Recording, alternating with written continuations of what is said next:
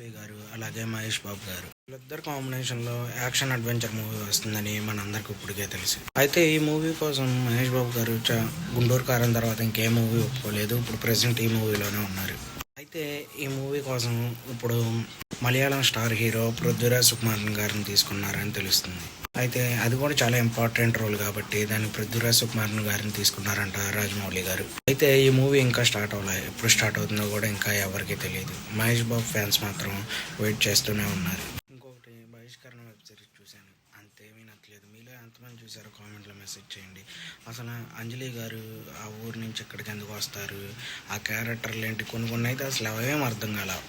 ఏదో స్టోరీ వెళ్తుందంటే వెళ్తుంది, కానీ కొన్ని బాగానే ఉన్నాయి, కానీ కొన్ని క్యారెక్టర్లు అయితే అసలు ఎందుకు అలా బిహేవ్ చేస్తున్నాయో కూడా తెలియదు. మీలో ఎంతమందికి మూవీ నచ్చిందో కామెంట్లో మెసేజ్ చేయండి. అలాగే మన ఛానల్ని లైక్ చేయండి, షేర్ చేయండి, సబ్స్క్రైబ్ చేయండి. ఛానల్ 2Kకి దగ్గరలో ఉంది, మిగతా సబ్స్క్రైబర్లు కూడా చేస్తారని. Okay, bye friends.